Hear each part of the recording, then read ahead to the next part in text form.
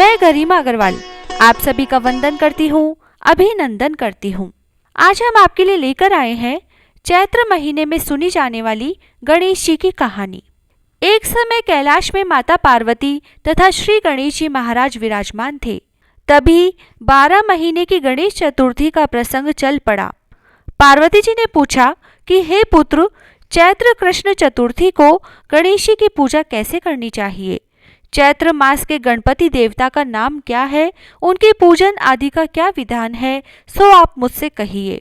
गणेश जी ने कहा कि हे माता, चैत्र कृष्ण चतुर्थी के दिन विकट नामक गणेश जी की पूजा करनी चाहिए। दिन भर व्रत रखकर रात्रि में षोडशोपचार से पूजन करना चाहिए। ब्राह्मण भोजन के अनंतर स्वयं व्रती को इस दिन पंचगव्य पान करके रहना चाहिए। यह व्रत संकट नाशक है। इसके स्मरण मात्र से ही मनुष्य को सिद्धि मिलती है। आइए मैं इसकी आपको एक कथा सुनाता हूँ। प्राचीन काल में सतयुग में मकरध्वज नामक एक राजा हुए। वे प्रजा पालन के प्रेमी थे। उनके राज्य में कोई निर्धन नहीं था। चारों वर्ण अपने धर्मों का पालन करते थे। प्रजा को चोर डाकू आदि का भय नहीं था। प्रजा स्वस्थ रहती थी। सभी लोग उदार, सुंदर, बुद्धिमान, दानी और धार्मिक थे। इतना सुंदर राज्य शासन होते हुए भी राजा को पुत्र की प्राप्ति नहीं हुई थी। तत्पश्चात महर्षि याज्ञवल्क्य की कृपा से उन्हें कालांतर में एक पुत्र की प्राप्ति हुई। राजा राज्य का भार अपने मंत्री धर्मपाल पर सौंपकर विविध प्रकार के खेल खिलौने से अपने राजकुमार का पालन पोषण करने लगे। राज्य शासन हाथ में आ जाने के कारण मंत्री धर्मपाल धन धान्य द्वारा समृद्ध हो गए। मंत्री महोदय को एक से बढ़कर एक 5 पुत्र हुए। मंत्री पुत्रों का धूमधाम के साथ विवाह हुआ और वे सब धन का उपभोग करने लगे। मंत्री के सबसे छोटे बेटे की बहू अत्यंत धर्मपरायणी थी। चैत्र कृष्ण चतुर्थी आने पर उसने भक्ति पूर्वक गणेश जी की पूजा की। उसका पूजन और व्रत देखकर उसकी सास कहने लगी, अरे क्या तंत्र मंत्र द्वारा मेरे पुत्र को वश में करने का उपाय कर रही है? बार बार सास के निषेध किए जाने पर भी जब बहू नहीं मानी तो सास ने कहा, अरे दुष्टा, तू मेरी बात नहीं मान रही है। मैं पीट कर तुझे ठीक कर दूंगी। मुझे यह सब तांत्रिक अभिचार पसंद नहीं है। इसके उत्तर में बहू ने कहा, हे सासू माँ, मैं संकट नाशक गणेश जी का व्रत कर रही हूँ। यह व्रत अत्यंत फलदायक होता है। अपनी बहू की बात सुनकर उसने अपने पुत्र से कहा, हे पुत्र, तुम्हारी बहू जादू टोने पर उतारू हो गई है। मेरे कई बार मना करने पर भी वह दुराग्रहवश नहीं मान रही है। इस दुष्टा को मार पीट कर ठीक कर दो। मैं गणेश जी को नहीं जानती, ये कौन है और इसका व्रत कैसे होता है? हम लोग तो राजकुल के मनुष्य हैं, फिर हम लोगों की किस विपत्ति को ये नष्ट करेंगे? माता की प्रेरणा से उसने बहू को मारा पीटा, लेकिन इतनी पीड़ा सहकर भी बहू ने व्रत किया। पूजनोपरांत वह गणेश जी का स्मरण करती हुई उनसे प्रार्थना करने लगी, हे गणेश जी, हे जगतपति, आप हमारे सास ससुर को किसी प्रकार का कष्ट दीजिए। हे गणेश्वर, जिससे उनके मन में आपके प्रति भक्ति का भाव जागृत हो। गणेश जी ने सबके देखते ही देखते राजकुमार का अपहरण करके मंत्री धर्मपाल के महल में छिपाकर रख दिया। बाद में उसके वस्त्र आभूषण उतार कर राजमहल में फेंक दिए और स्वयं अंतर्ध्यान हो गए। इधर राजा ने अपने पुत्र को शीघ्रता से पुकारा, परंतु कोई प्रत्युत्तर न मिला।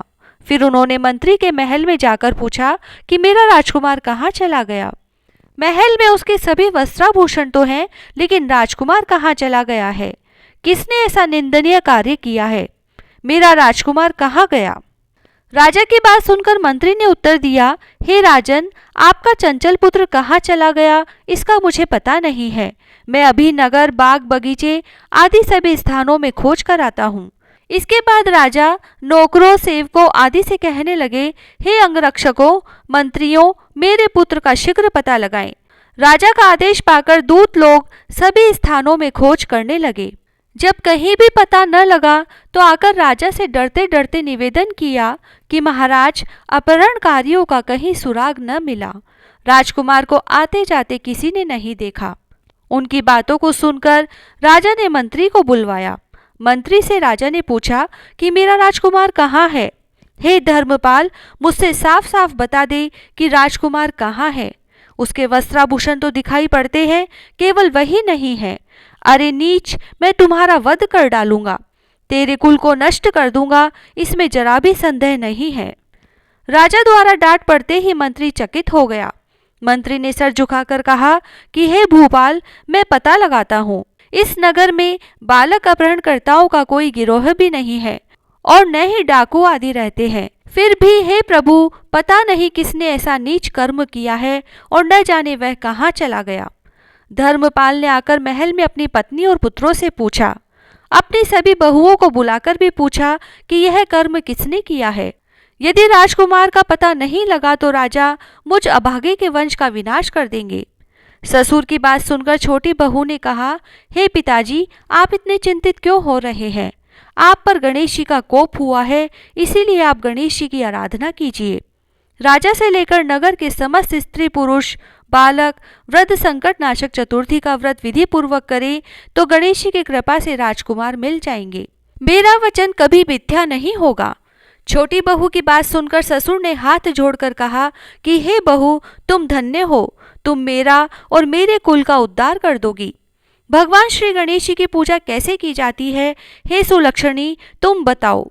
मैं मंदबुद्धि होने के कारण व्रत के महात्म्य को नहीं जानता हूँ। हे कल्याणी, हम लोगों से जो भी अपराध हुआ हो उसे क्षमा कर दो और राजकुमार का पता लगा दो। तब सब लोगों ने कष्टनाशक गणेश चतुर्थी का व्रत प्रारंभ किया। राजा सहित समस्त प्रजाजनों ने गणेश जी को प्रसन्न करने हेतु व्रत किया। इससे गणेश जी प्रसन्न हो गए। सब लोगों के देखते ही देखते उन्होंने राजकुमार को प्रकट कर दिया। राजकुमार को देखकर सभी नगरवासी आश्चर्य में पड़ गए। सब लोग बहुत प्रसन्न हुए। राजा के हर्ष की तो सीमा ही न रही। राजा कह उठे, गणेश जी धन्य है और साथ ही साथ मंत्री की कल्याणी बहू भी धन्य है, जिसकी कृपा से मेरा पुत्र यमराज के पास जाकर भी लौट आया। अतः सब लोग इस संतानदायक व्रत को निरंतर विधि पूर्वक करते रहे। श्री गणेश बोले, हे माता, इस लोक तथा सभी लोकों में इससे बढ़कर अन्य कोई व्रत नहीं है। इसी कथा को युधिष्ठिर ने श्री कृष्ण से सुना था और इसी चैत्र कृष्ण चौथ का व्रत करके अपने खोए राज्य को फिर से प्राप्त किया था। जय श्री राधे।